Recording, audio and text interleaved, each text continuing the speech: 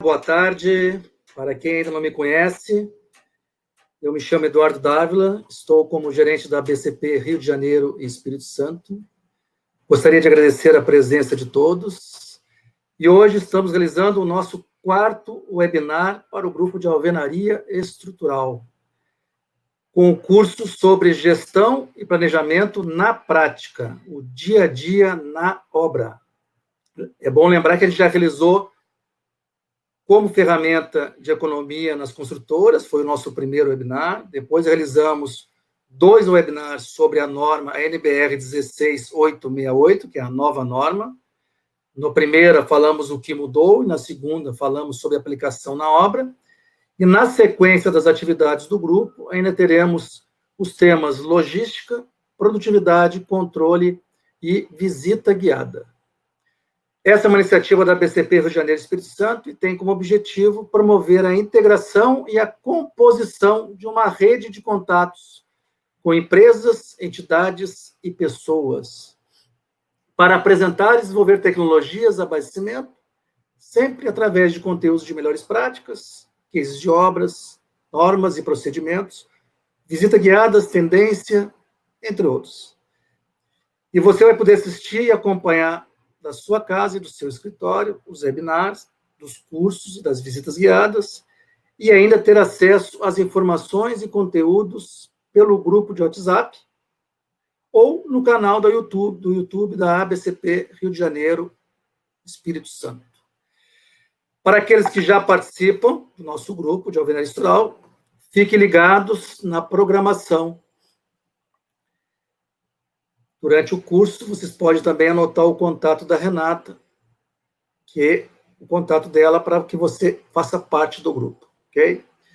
Estamos abertos a sugestões de temas e durante a apresentação vocês poderão usar o chat para fazer perguntas e dar sugestões também. Agora, eu apresento o engenheiro Gregory Oliveira Lacerda. Por favor, Gregory. Gregory é técnico em edificação pela Liceu de Artes Ofícios de São Paulo, é bacharel em engenharia de produção, pós-graduado em tecnologia e gestão da produção de edifícios pela Poli Integral da USP, já atuou na área de planejamento centrais de call centers do Unibanco, e há 13 anos lidera a equipe de desenvolvimento tecnológico da incorporadora FA Oliva, em Jundiaí. Gregory, você seja bem-vindo, obrigado aí pela disponibilidade. Está com você, para você nos contar um pouquinho sobre gestão e planejamento na prática, a tua experiência do dia a dia na obra.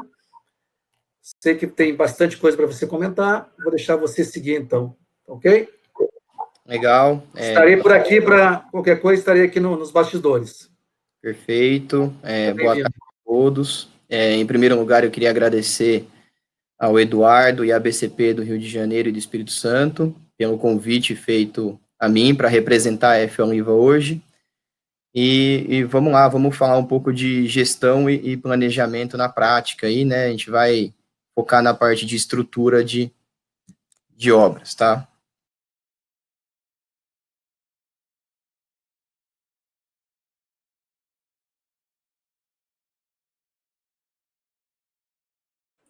Seu microfone está fechado, Gregory. Desculpa, não deu para ouvir nada ainda? Estamos ouvindo agora, estamos ouvindo bem, pode continuar. Então eu vou começar, vou agradecer de novo, né?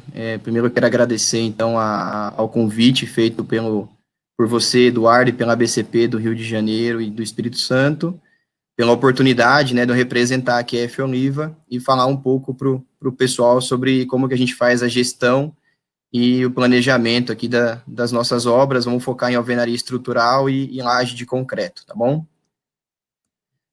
A FA Oliva é uma incorporadora com mais de 60 anos de história aqui na região de Jundiaí, e a gente atua, né, em quatro principais mercados. O foco principal da empresa é a incorporação imobiliária, basicamente edifícios residenciais, né, em concreto armado. Porém, o início das atividades, né, há 65 anos atrás, foi com loteamentos, então a gente também tem muito loteamento aqui na região de Jundiaí, é uma empresa bem conhecida pela qualidade dos loteamentos. A gente também constrói edifícios comerciais, né, a gente é responsável por administrar um complexo comercial de restaurantes, né, e de outros itens de lazer aqui bem famoso na região de Jundiaí. E, por fim, nós começamos também, em torno de 10 anos, a construção e locação de galpões industriais.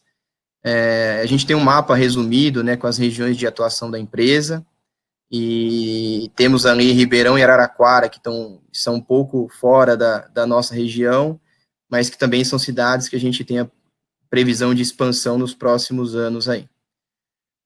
E só para ter um pouco de noção de números, né, de tamanho da empresa, até o final de 2022, a F. Oliva vai ter entregue em torno de 8.300 domicílios, e isso representa aproximadamente 5% dos imóveis aqui de Jundiaí. Falando um pouco, né, sobre o principal fator de reconhecimento da FA pelos seus clientes, né, esse principal fator é a qualidade. Eu não vou detalhar tudo que está escrito aqui, porque não é o foco da apresentação, né, mas os pontos principais é que ela é reconhecida, né, por ter projetos funcionais, né, a gente não coloca modismo em primeiro plano, a gente analisa muito a funcionalidade dos apartamentos para cada padrão que a gente executa. A gente tem uma mão de obra muito bem treinada e capacitada, né, o que garante uma excelente execução e acabamento dos imóveis.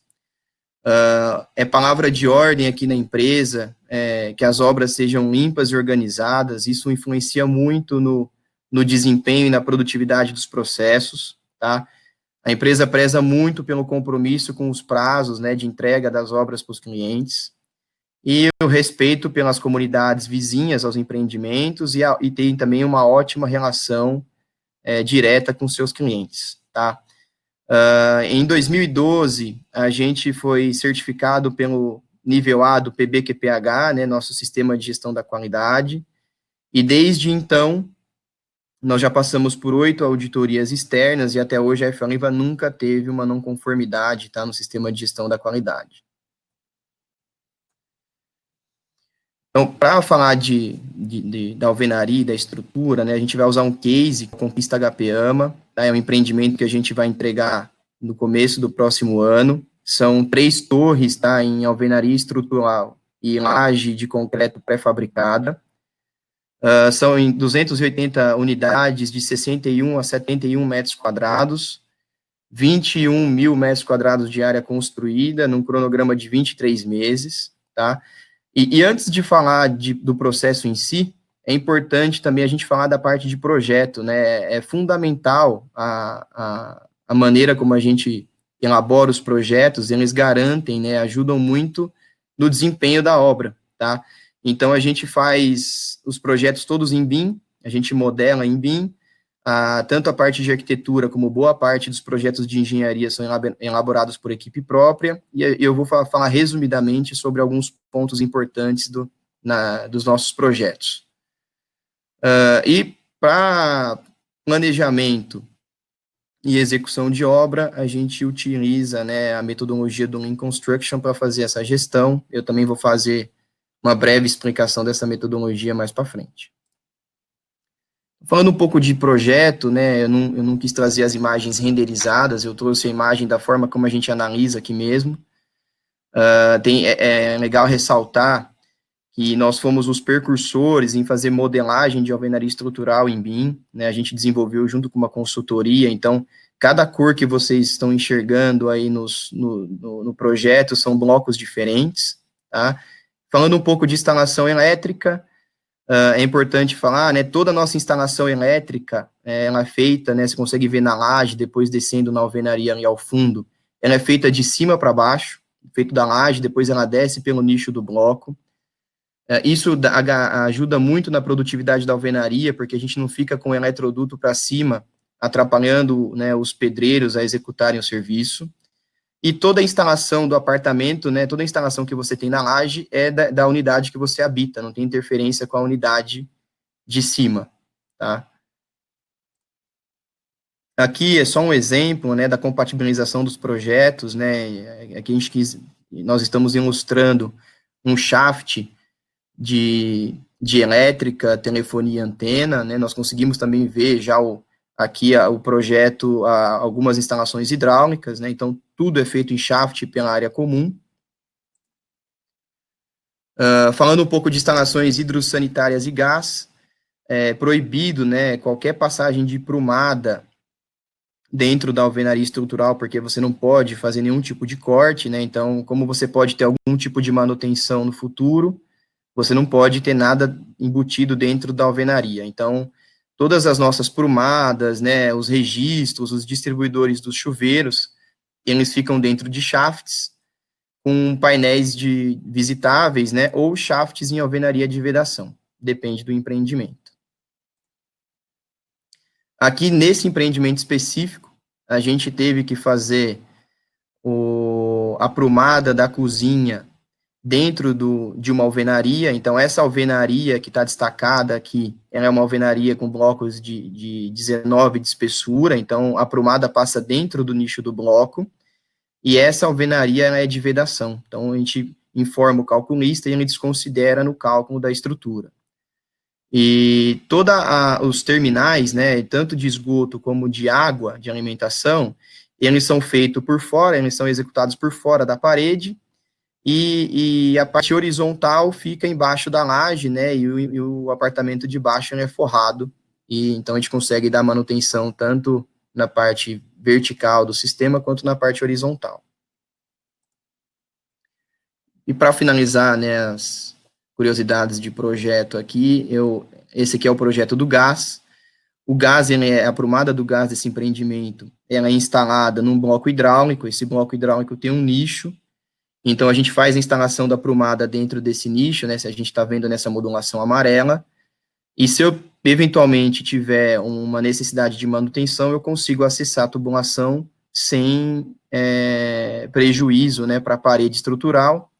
E do lado direito a gente consegue enxergar a foto da alvenaria executada.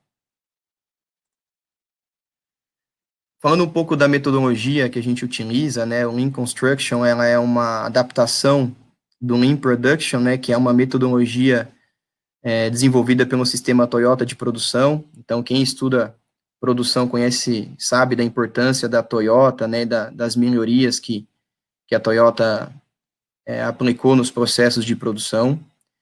Eu vou falar dos 4 pilares da empresa, mas os 2 primeiros eu vou fazer um resuminho aqui, porque eu vou detalhar eles no próximo slide. Então, o primeiro pilar é o sequenciamento das atividades. Todas as nossas atividades, elas são sequenciais, tá? E a gente divide os serviços em pacotes, independente do empreendimento, os pacotes, eles costumam ter as mesmas sequências. A gente divide em obra bruta e acabamento, e eu vou ilustrar isso para vocês melhor no próximo slide. Os nossos empreendimentos, eles têm ritmo de produção constante. Isso é super importante para garantir o planejamento da obra. Então, eu preciso de ter ritmo constante para conseguir planejar e garantir o custo e a produtividade dos processos, tá? Um terceiro pilar é a terminalidade dos serviços. Todos os nossos serviços, eles têm começo e meio e fim planejado dentro do mesmo ciclo. A gente sabe que na construção civil, né, a gente costuma falar que muitas vezes a gente não termina um serviço, a gente deixa um rabo e que posteriormente vai ser executado. Esses serviços pequenos que ficam atrapalham muito o empreendimento, né, a evolução da obra, e eles costumam custar de 2 a 5 vezes o que eles custariam se eles tivessem sido executados na data certa, e pela dificuldade da mensuração dos custos nos empreendimentos, isso muitas vezes fica meio oculto e a gente não consegue enxergar. E por último, né, uma premissa que deve ser mantida por qualquer empresa, né, todos os processos, a gente mantém as premissas de boa engenharia, higiene, segurança do trabalho e meio ambiente. Então, a gente implantou o Lean Construction com o objetivo de aumentar a competitividade da empresa através da manutenção da qualidade e redução do custo da construção. E quando a gente fala em melhoria da produtividade, a gente não fala de aumentar o ritmo da produção da equipe e muitas vezes atropelar o processo, né, falar em sair correndo para fazer as coisas mais rápido. a gente foca muito, o Lean foca muito em reduzir o que não agrega valor. Então, muitas vezes a gente atua mais na logística, né, em eliminar serviços que não precisariam estar no processo, do que propriamente o pedreiro da alvenaria, por exemplo, que está assentando o bloco, tá? Falando um pouco de sequência e ritmo, aqui do lado direito, né, a gente tem a sequência da obra, o que está de azul a gente chama de obra bruta, que vai desde a alvenaria até a preparação da pintura, tá? E depois a arte de acabamento, que vai do caixilho até o checklist final, né, antes da entrega do apartamento para o cliente. Então, o que a gente nota quando a gente vê a linha de balanço, tá? Do lado esquerdo a gente tem a obra bruta, que são as linhas azuis, tá? Então, a gente define que o ciclo da obra bruta, né, o ciclo dos serviços de obra bruta desse empreendimento, né, é de 4 dias. Então, eu demoro 4 dias para fazer um pavimento de alvenaria, 4 dias para fazer um pavimento de laje, e assim, sequencialmente, até a preparação da pintura. Depois eu tenho uma folga aqui, porque são serviços de acabamento. O ideal é que esses serviços de acabamento aconteçam mais para o final da obra mesmo, para que a gente entregue o produto para o cliente, né, em perfeitas condições, e esses serviços, eles são mais rápidos. Então, nessa obra, os pacotes de acabamento, ele tem um ritmo de 3 dias. Então, você vê que quando chega no final, tá, ele está muito perto do último serviço que foi executado de obra bruta. Então, é muito importante esse paralelismo aqui para a gente conseguir ter um controle do processo de produção e cumprir com o planejamento. Só que a gente sabe que nem tudo são flores. Eu vou trazer para vocês o gráfico, com o gráfico real da linha de balanço da obra. Notem que as linhas são paralelas, tá? Elas respeitam muito o que foi planejado, mas tem algumas características que a gente tem que analisar, né? O começo, eles têm um ritmo, a gente nota que tem um ritmo um pouco menor quando a gente olha a parte de baixo do gráfico, que é o tempo de maturação da equipe, tá? Então, a gente inicia os trabalhos um pouco mais cedo, esse ritmo começa com 5, algumas vezes com 6 dias, e em uns 2, 3 pavimentos, eles entram no ritmo.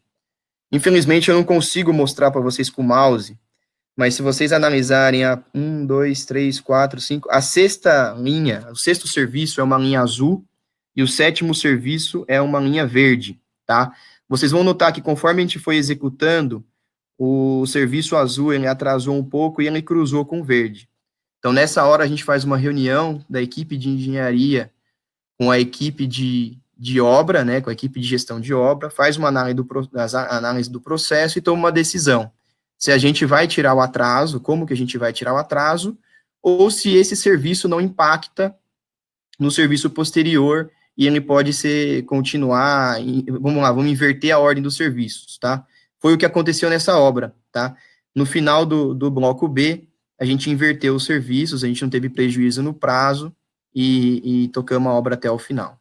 Então, assim, é importante mostrar que a gente planeja e cumpre o planejado, tá? Isso é fundamental para o controle do custo da obra. Falando da gestão da alvenaria, esse empreendimento, né, ele teve o bloco de maior resistência, né, no pavimento, que começou lá no pavimento térreo, foram blocos de 12 MPa, e finalizamos com blocos de 4 MPa.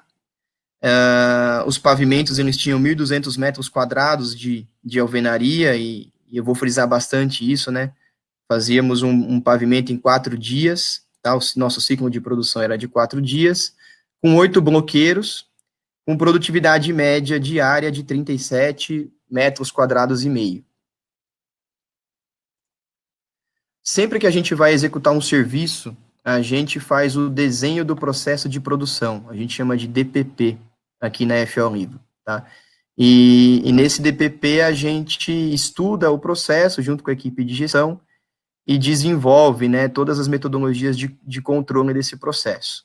Então, para a alvenaria, o que a gente faz, né? Então, a gente começa com o planejamento do estoque de materiais no canteiro, depois a gente faz o planejamento do estoque dos materiais no pavimento, a gente chama de estoque intermediário, analisa o sistema logístico, né? Desenvolve o sistema logístico para o abastecimento dos materiais no pavimento, faz a distribuição de serviço, considerando a capacidade de cada pedreiro.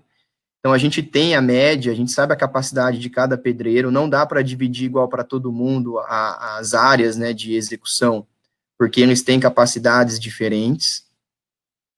E um ponto muito importante, cara, todos os funcionários, eles sabem o que eles devem fazer durante os 4 dias de ciclo do processo. E ele não tem a dependência do encarregado ou do mestre de obra falar para ele o que ele tem que fazer naquele dia. Ele já sabe o que ele tem que fazer, quais as ferramentas e quais os materiais ele vai utilizar para a operação daquele dia. Então, falando em planejamento dos materiais, dos estoques dos materiais, fazendo uma breve explicação do canteiro. Na parte superior, vocês estão vendo, né, quase que a metade das 2 torres que nós executamos primeiro, então a torre 1 e a torre 2. A gente está vendo alguns arcos, que esses arcos onde a grua alcança, né, a lança da grua e as capacidades delas, né, a gente faz a capacidade dela a cada 5 metros. E de rosa, a gente tem na parte superior, próximo ao prédio, os materiais, né, o estoque de argamassa e grout, os silos de argamassa e grout para abastecimento da alvenaria, e embaixo o estoque de blocos, tá? Nessa obra a gente tinha um pulmão de estoque para 2 pavimentos. Vocês vão ver uma foto do canteiro depois e que isso é respeitado, todo esse desenho é respeitado no canteiro. Agora a parte de estoque de materiais no pavimento, né, eu já comentei que são 8 pedreiros, a gente divide os eixos do prédio, então a gente separou meio que um apartamento para cada pedreiro para fazer a distribuição do material. Aí a gente tem um mapa que fica com o grueiro, que fornece material para os pedreiros, e a gente tem a posição dos pallets marcados para ele, então a gente pode ver que o bloco de 39 é o carro-chefe da alvenaria, tá? Ele é responsável por 60% a 70% dos blocos do pavimento. Então, cada pedreiro tem uma posição, tem 3 posições de pallet de 39 para receber. Uma de bloco de 34, e em amarelo nós temos 8 posições que são os blocos especiais. Então, o servente, o ajudante do bloqueiro A, por exemplo, ele só vai precisar sair do apartamento dele para buscar os blocos especiais que são utilizados numa quantidade muito pequena, tá? Isso não atrapalha a logística do fornecimento para o bloqueiro. E de vermelho a gente tem as posições dos pallets de argamassa e grout. O que é importante ressaltar aqui? Não existe comunicação da equipe de produção com o grueiro para fazer o abastecimento do material. Tá? O grueiro ele tem um relatório onde fala para ele a quantidade de bloco que ele tem de pallets que ele tem que fornecer por etapa e como é que a gente faz a logística. Sempre que tiver um desses espaços que estão delimitados aí para fornecimento de bloco vazio no pavimento e o bloqueiro e o grueiro ainda tiver lá no mapa dele que ele tem que fornecer algum desses blocos, ficou vazio, o grueiro vai mandar o pallet para o espaço que está vazio. Se o bloqueiro ele não quer receber porque ele está abastecido, ele deixa o pallet vazio no local demarcado. Então, o grueiro não abastece.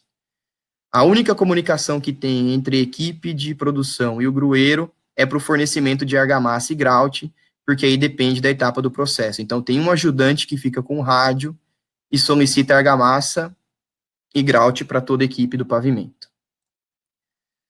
Esse é o relatório que fica com o grueiro, tá? É a ordem de abastecimento dos blocos. Aqui ele marca o andar que ele está fornecendo, a data de início e o término desse pavimento. E a gente divide em 3 etapas, tá? A primeira etapa é a fiada de marcação, é a primeira fiada.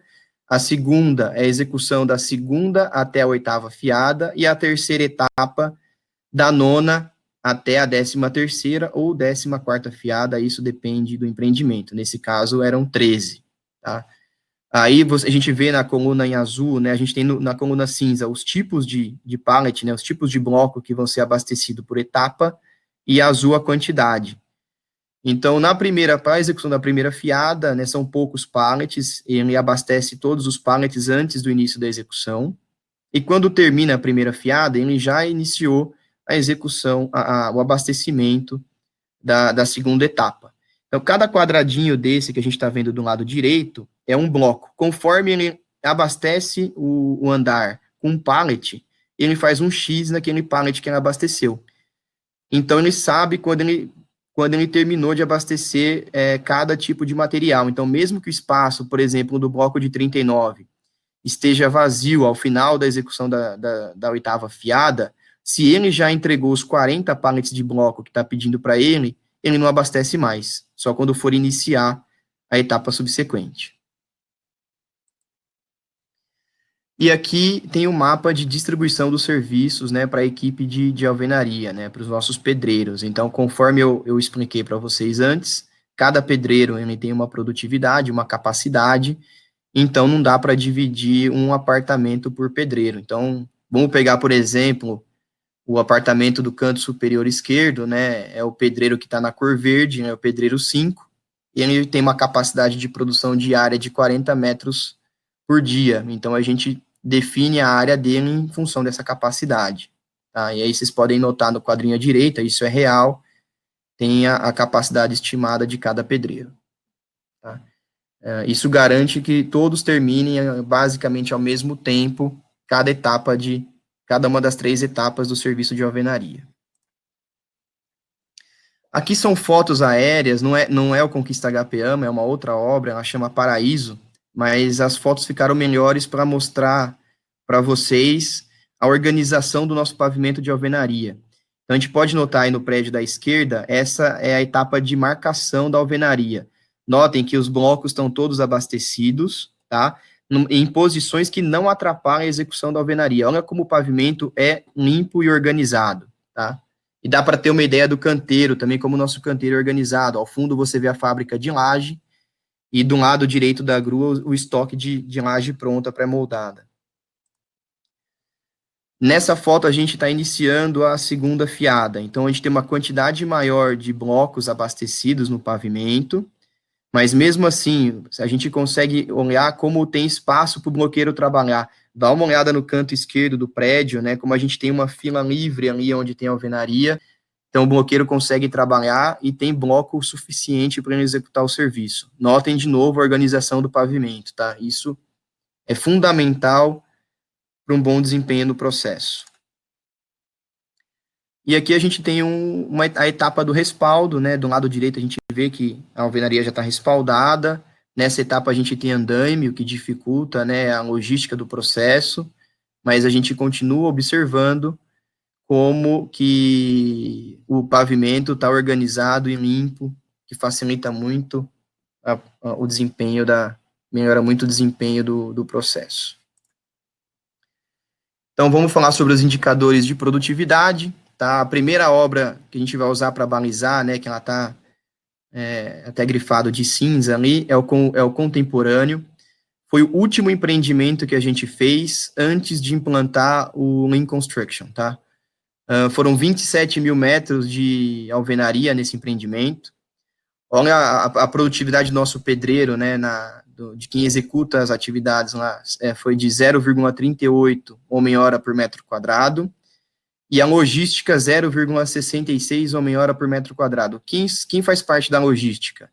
Todos os ajudantes, todo mundo que fornece material para o pedreiro assentar, né, e montar, vamos dizer assim, a parede, e os armadores, né, que fornecem também o aço dobrado e cortado para o pedreiro instalar lá na alvenaria. Então, nesse empreendimento, a gente teve um indicador final de 1,04 homem-hora por metro quadrado, que já é um ótimo indicador para a alvenaria estrutural.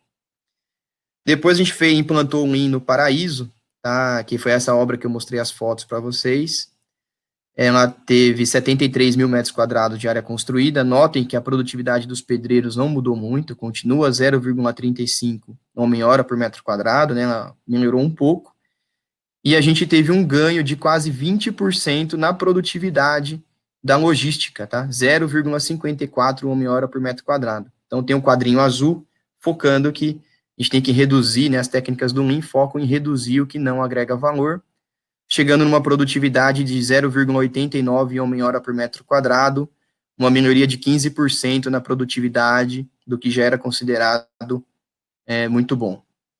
Depois a gente fez uma obra em Vinhedo, foram mais ou menos 48 mil metros quadrados de alvenaria, E aí tem uma particularidade, né? Olha como a nossa produtividade de pedreiros foi boa, foi 0,3 homem-hora por metro quadrado. Eram torres de 4 pavimentos. Então, os blocos eram de 4 MPa, eram blocos mais leves e tinha pouca armação. Por isso que a gente teve uma melhoria tão significativa para os pedreiros. Mas a logística manteve, né? Teve uma melhoria também pela facilidade de abastecimento, manteve aquele 0,5 homem-hora por metro quadrado. Chegamos no indicador de 0,8, é a melhor produtividade que a gente já teve até hoje na alvenaria. E depois fizemos o Conquista HP AMA e voltamos para números parecidos com o Paraíso, tá? Foram 43 mil metros quadrados de alvenaria e terminamos com 0,89 homem-hora por metro quadrado. Falando de laje, né, a gente executa, né, ou já executou 3 tipos de laje, né, 3 processos diferentes. O primeiro é a laje convencional, a laje moldada em loco, né, utilizando madeirite como forma, né, compensado como forma. Esse é um processo que é utilizado apenas por nós, apenas quando não há possibilidade de usar grua ou guindaste na obra. Tá? Faz muito tempo que a gente não executa esse processo, desde que a gente começou a usar pré-laje, a gente não usou mais a laje moldada em loco, porque é um sistema que utiliza uma quantidade grande de mão de obra especializada, principalmente carpinteiro e armador, e ela também necessita de uma melhor gestão dos materiais e da logística, né, quando a gente pensa, né, com os cuidados nas montagens, desmontagens das formas, né, reutilização dos compensados, toda a parte de gestão de escoramento, então é um processo mais necessita de maiores cuidados, um processo mais moroso. Depois, a nossa segunda opção é a pré-laje de concreto, ela é utilizada como forma, é uma laje de 4 centímetros de concreto, e depois a gente faz uma concretagem, né, com um sistema convencional, a gente faz uma capa de 8 centímetros de concreto, a laje termina, então fica com uma espessura de 12 centímetros. Esse processo é utilizado quando a gente não tem espaço para implantar uma fábrica de laje pré-moldada no canteiro, ou quando a gente tem uma limitação da capacidade de carga da nossa grua. Ele possui uma dependência menor de mão de obra especializada, mas ele ainda utiliza carpinteiros, eletricistas e encanadores uma quantidade maior do que a laje pré-fabricada. E ele também precisa ainda do sistema de escoramento durante a cura do concreto. Eu elimino a forma de madeira, mas não elimino o escoramento. E o nosso carro-chefe, que é a laje pré-fabricada, né? A gente organiza o canteiro com conceitos de fábricas e isso privilegia muito a logística. Tá? Além disso, a gente desenvolve projetos, né, para a equipe de produção que facilita o trabalho da mão de obra e reduz o desperdício. Eu vou dar exemplos para vocês do que a gente faz. E a gente tem também uma grande redução de mão de obra especializada. Nós não utilizamos carpinteiros, eletricistas e encanadores na fabricação da laje, na fabricação e na montagem da laje. Os eletricistas e os encanadores entram só para fazer as instalações depois que a gente apoia ela no prédio. Lá na fábrica não tem nós só temos armadores, ajudantes e pedreiros. E ela também utiliza um escoramento mínimo, tá? Só escoras pontuais, na união dessas lajes, quando essa união não é feita sobre a alvenaria, e nos pontos que a gente vai abastecer os materiais. Eu vou mostrar o projeto de canteiro para vocês logo à frente, mas aqui na imagem a gente consegue enxergar bem como que é a fábrica, tá? No canto superior direito da imagem, ao fundo, nós temos a parte de produção de armação. São 4 armadores, tá? 2 que trabalham fazendo a corte e dobra de aço e montagem de escada, e 2 armadores fazendo a parte do corte e montagem das telas. Então, lá no fundo, a gente consegue ver, até numa parte que tem um pouco de grama, o estoque de tela, né, da matéria-prima, depois um triângulo ali vazio, que é onde a gente faz a montagem, e depois uma linha perto da pista de concretagem, onde a gente estoca as telas prontas. Então, olha como os armadores, eles circulam pouco, a área de atuação deles é pequena, os materiais estão todos próximos, então a gente tem pouquíssimo transporte de material dentro do canteiro. E os armadores não montam, eles não vão para a pista de concretagem montar as telas. Então, a equipe de concretagem é responsável por pegar a tela, colocar na forma, executar todas as instalações elétricas, fechar a forma e fazer a concretagem. Então, também a movimentação da equipe é muito pequena, né? O máximo que ela sai da pista é para buscar a tela.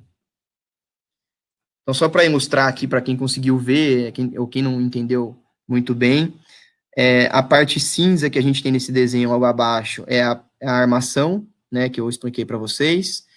O que está marcado de verde é o estoque intermediário de telas, e o que está de rosa é a nossa pista de concretagem. Notem que o canteiro é muito fiel ao que foi projetado. E aqui a gente tem de verde o estoque de laje pré-moldada, né? A gente analisa o peso das lajes e a capacidade da grua e faz o dimensionamento do estoque das lajes. As mais leves ficam mais próximas do raio final de ação da grua. Então, falando de projeto para a produção, a gente começa com o de armação, que eu acho que é o que dá o maior ganho para nós. No canto esquerdo, a gente tem a laje 1, e o projeto feito pelo calculista. Então, ele coloca a dimensão dessa laje, não sei se todo mundo enxerga, ela tem 1,98 de largura por 2,60 de comprimento e 2 treliças, tá? Se eu der esse projeto para um armador fazer, né, executar o serviço, a gente sabe que toda a laje, a tela, ela tem um padrão de comercialização, tá? Todas as telas são vendidas com 2,45 de largura por 6 de comprimento. Se eu der esse projeto para o armador, ele vai lá e vai cortar esse 2 metros de largura por 2,60 e vai sobrar um retalho de tela que, eventualmente, ele vai usar quando ele tiver um pedaço menor, tá? Só que, como a gente não tem um projeto de corte para ele, cara, o desperdício chega perto de 15% de material quando a gente fala em tela, utilizando só o projeto do calculista. O armador, ele não tem tempo para ficar estudando o processo de corte. Então, o que a gente desenvolveu? O projeto de armação feito pelo calculista não é utilizado na linha de produção. A gente dá uma pasta para ele, inicialmente com um projeto de corte. Ele corta todas as treliças de um pavimento. Então, a gente dimensiona os cortes para que o desperdício seja muito pequeno. E depois, nas 2 páginas de baixo, a gente tem o estudo de corte, onde a gente fala qual a ordem que ele tem que cortar a tela, tá? E nomeia os painéis para a futura montagem. Infelizmente, eu não consigo mostrar com o mouse, mas se vocês olharem na figura do meio, vocês vão ver do lado direito um filete muito pequeno. Esse é o desperdício de tela, dessa tela em específico.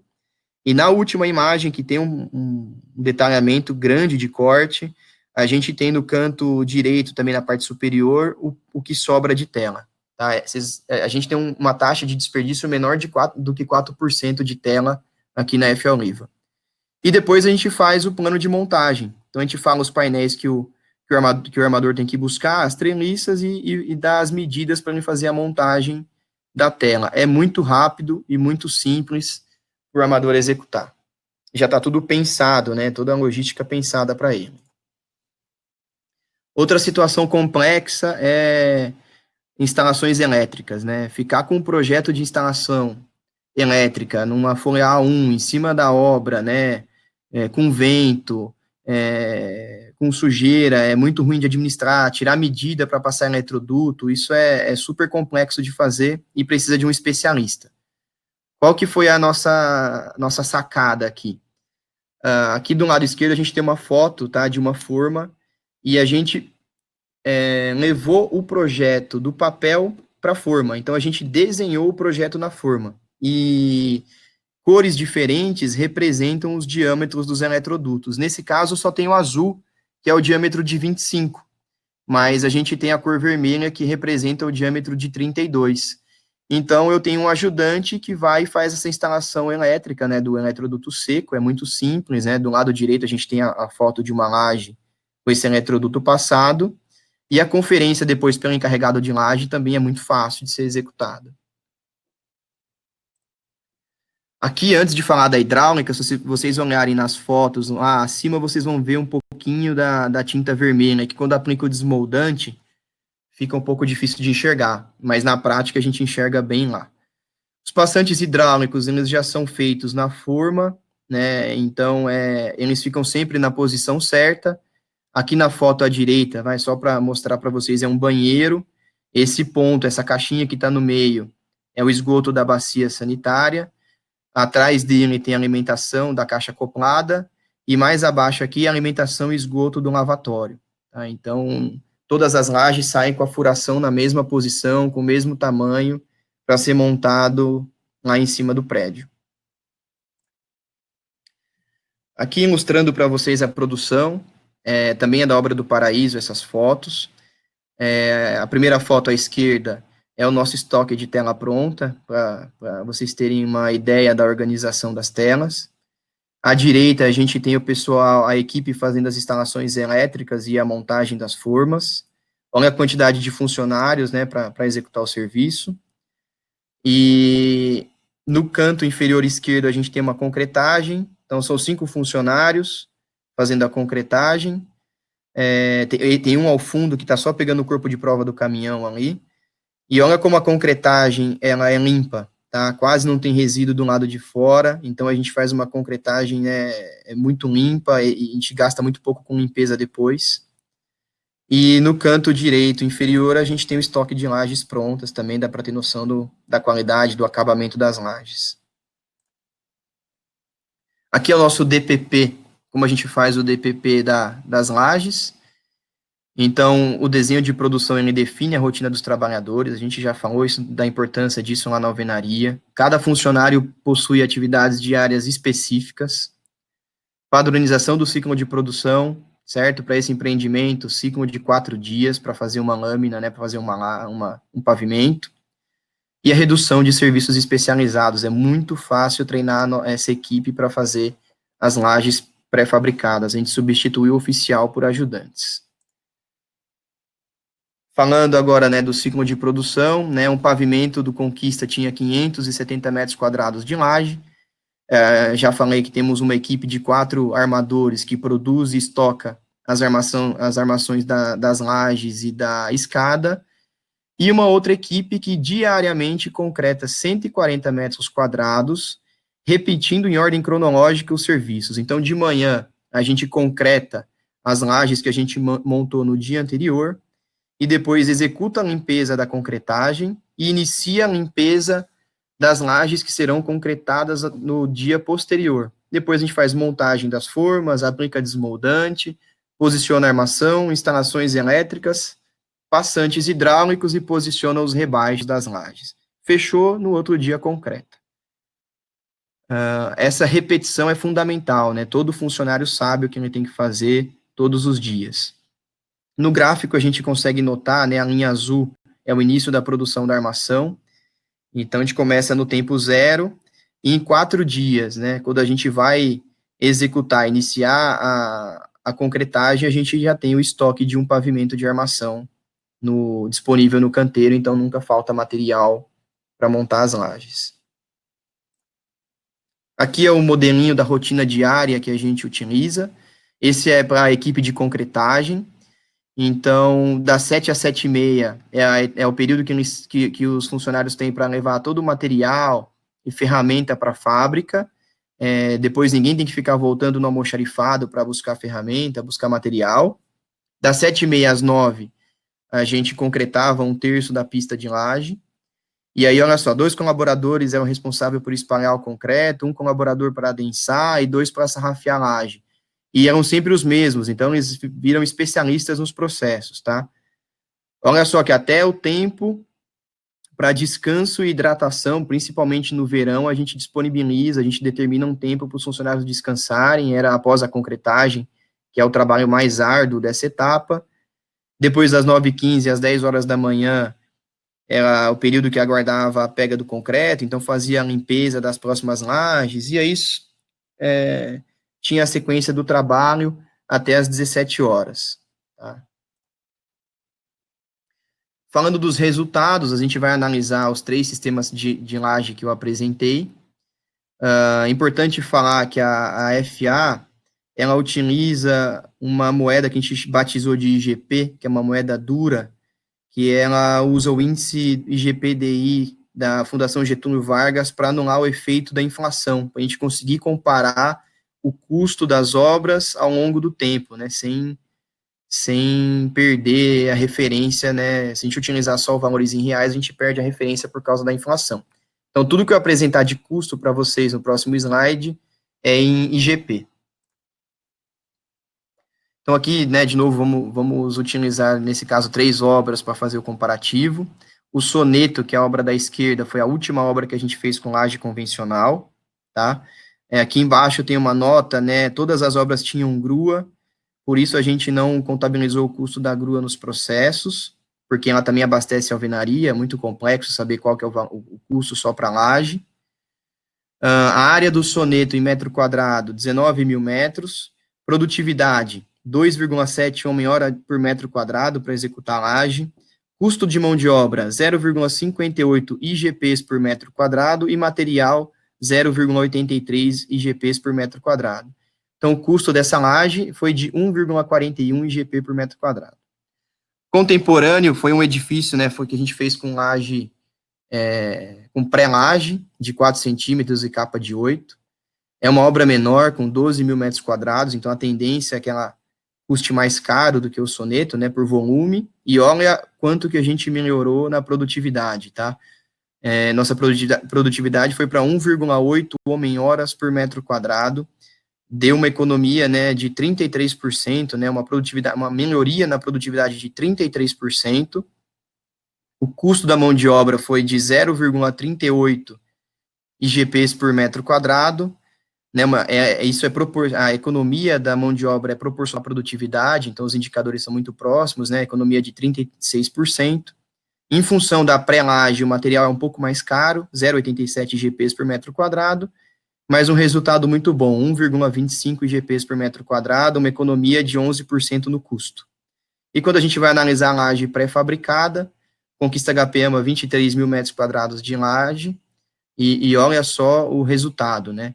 Produtividade de 1,2 homem-hora por metro quadrado, 55% mais produtivo do que uma laje convencional. Consequentemente, 55% mais barato, 0,26 IGP por metro quadrado.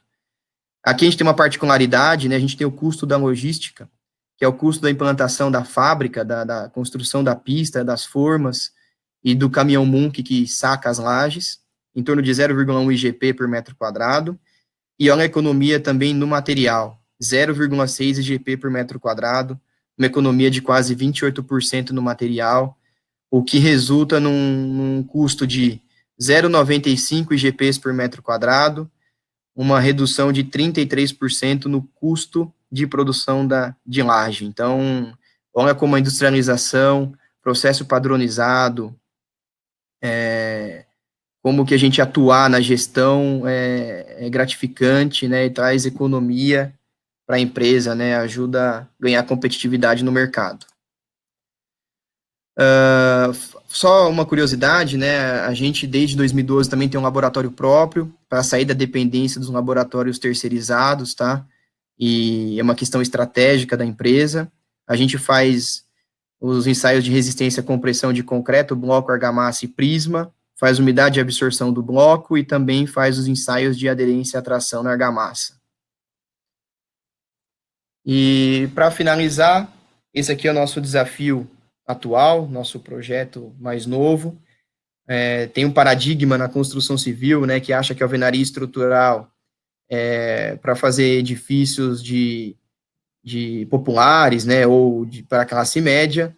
Esse é um edifício de alto padrão, são 180 unidades de 113 e 141 metros quadrados, 42 mil metros quadrados de área construída. E quais são os desafios aqui, né? É um edifício misto, né? A gente tem alvenaria estrutural predominantemente no pavimento, só que temos pilares e vigas para a sacada, para a varanda. Então, a gente tem que ter carpinteiro junto com o bloqueiro, com a alvenaria, então é um processo mais complexo. A gente está desenvolvendo um DPP novo só para essa atividade. E outra dificuldade que a gente está tendo, que é um grande desafio, a torre do meio, ela é a torre menor, que tem edifícios de 113, unidades de 113 metros quadrados, e ela é executada simultaneamente à torre da esquerda, que são apartamentos de 141 metros. o ciclo dessa obra é de 5 dias para a obra bruta. E aí a gente tem um desafio, como que eu consigo, com a mesma equipe, fazer um pavimento onde os apartamentos têm 140 metros quadrados, e com essa mesma equipe depois, num pavimento que tem 113. Como que eu consigo adequar pavimentos com áreas tão diferentes, com o mesmo tempo de ciclo e a mesma equipe? Então, esse é um desafio que está tomando bastante tempo, mas é gratificante, né? A gente trabalha, se dedica e está conseguindo ótimos resultados mesmo com esse desafio complexo. É isso que eu queria mostrar para vocês, né? Agradeço de novo a oportunidade cedida pelo Eduardo e pela BCP, e espero ter trazido bastante conhecimento, conseguido agregar bastante valor para quem está assistindo aí. Excelente, obrigado, Gregory. Fantástica apresentação, você foi didático, mostrou passo a passo a parte técnica toda, a parte de lajes, que eu tinha interesse na parte de lajes. A gente está fazendo um trabalho aqui no Rio com uma construtora, justamente na decisão do tipo de laje para a Venezuela. Fantástico. Vamos às perguntas. Vou começar, você falou de mão de obra agora, sobre a equipe de mão de obra. Tem uma pergunta aqui que eu vou juntar duas em uma só, que é possível. A Glécia pergunta como foi o processo de capacitação e envolvimento da equipe para chegar na produtividade mencionada. E o Wellington Gregório fala sobre como vocês fazem para garantir a padronização e o desempenho dos processos também em relação à mão de obra. Como é que você garante a padronização e o desempenho? E como é que você chega nessa produtividade? Como é que você trabalhou a equipe? Como é que você trabalha a equipe para ser essa boa produtividade que você apresentou aí? Legal. Eu vou dividir também a minha resposta em 2 etapas. Ela até, minha opinião, é até um pouco polêmica, mas vale o debate, tá? Então, a gente escuta muito que a mão de obra da construção civil é desqualificada e que por isso que a gente tem baixos índices de produtividade, né? A gente tem muito desculpa do porquê que a nossa produtividade é baixa. Então, eu acho que o primeiro ponto é porque falta investimento das empresas em estudar o processo, em padronizar o processo. Então, a gente muitas vezes vamos citar o exemplo de carpinteiro, né?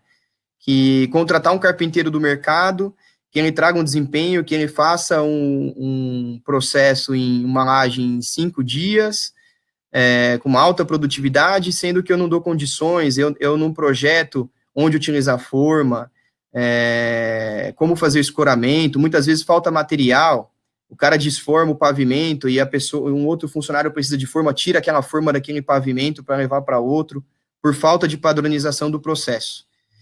Eu acho que, assim, todas as indústrias capacitam seus funcionários para atender os processos. Por que na construção civil o cara tem que vir formado? Então, assim, se você tem um processo padronizado, se você desenha, se você capacita a sua equipe, né, eu acho que a responsabilidade do treinamento é nosso, é isso que eu acho. Então, eu treino minha equipe, eu desenho o processo e eu consigo atingir resultados muito positivos. É o primeiro ponto. Eu não acho que a gente tenha uma mão de obra desqualificada. Existem peças, existem funcionários que esses devem ser descartados da equipe, tanto na produção quanto administrativo, tá? A grande parte dos funcionários, eles produzem muito bem.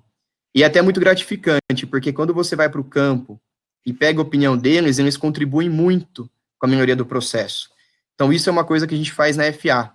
Toda vez que eu tenho dificuldade com algum indicador, eu não estou conseguindo resolver, a gente vai para campo estudar e coloca sempre aqueles funcionários que são mais antigos de casa, ou que têm um desempenho melhor, para participar da solução do processo.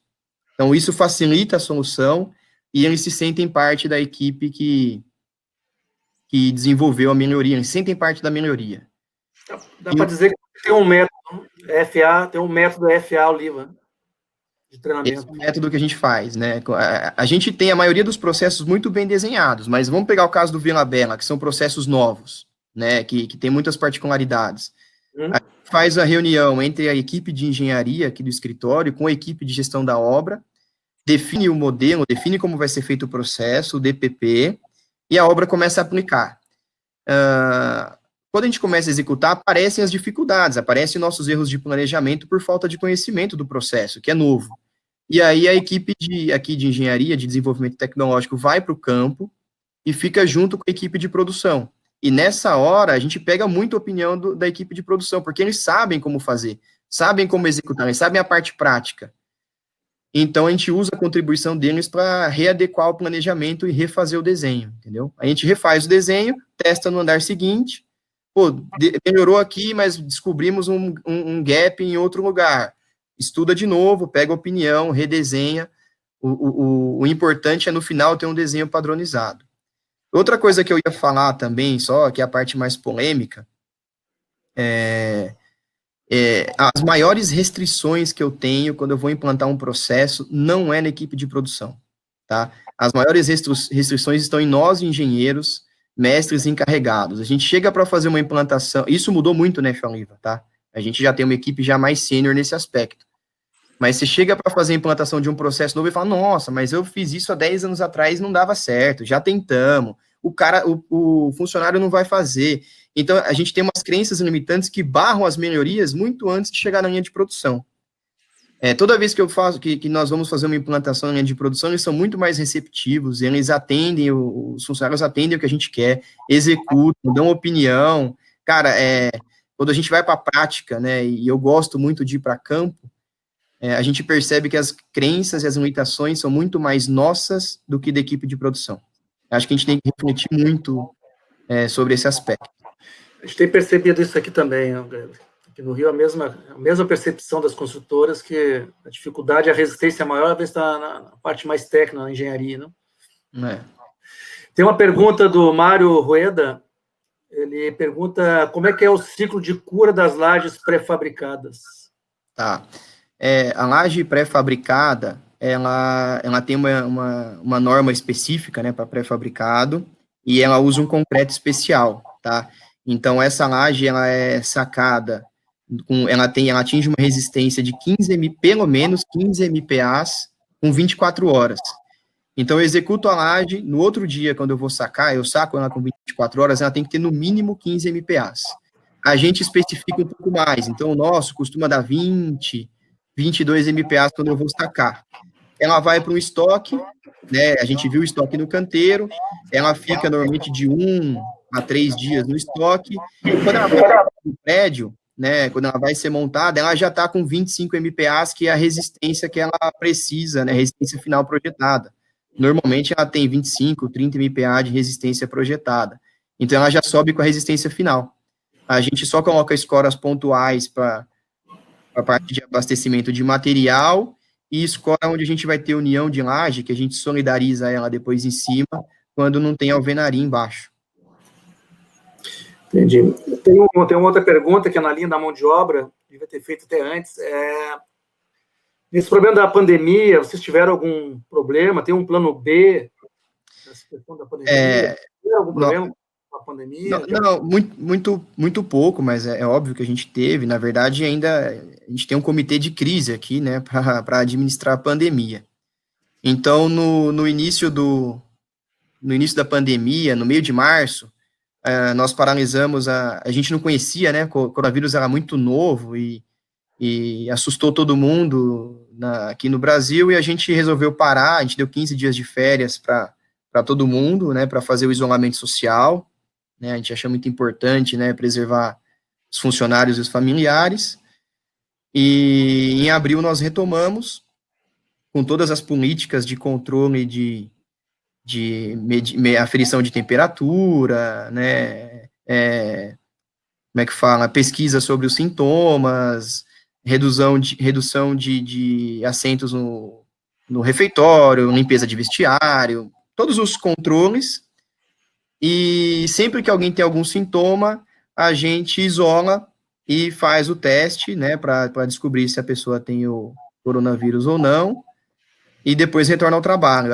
Em maio e junho, a gente teve um pico de casos suspeitos, a maioria não se confirmaram, mas a gente teve alguns gaps em relação à produtividade. Então, maio e junho, a gente não vai atrasar a obra, porque a gente tem um planejamento muito sólido e com uma certa folga para entrega para o cliente, mas a gente teve, sim, alguns atrasos em processos específicos, isso não tem muito o que fazer, né? A gente tem até um pulmão, a gente fala, para a área comum.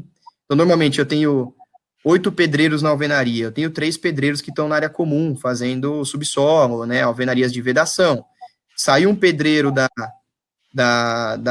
do pavimento, a gente coloca esse pedreiro da área comum no pavimento, mas ele não tem o mesmo rendimento, né, não é a mesma coisa. Então, a gente está administrando da melhor maneira possível, mas, infelizmente, tem gap para todo mundo, não tem jeito. Tivemos algum problema, sim.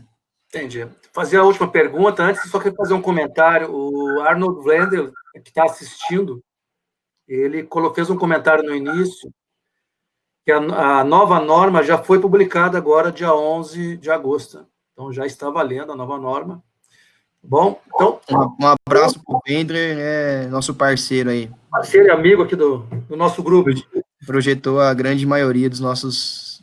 Foi ele, Duras, Vicente Souza, a última pergunta. Padronização dos processos é muito importante, mas esse conceito de otimização não deveria já começar no início do projeto, lá na prancheta? Qual a sua opinião? Não, é fato.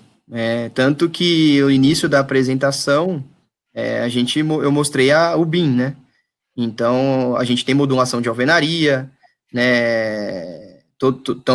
Toda a parte de marcação de primeira, segunda fiada, os bloqueiros, a gente já tem todo um planejamento desde o projeto.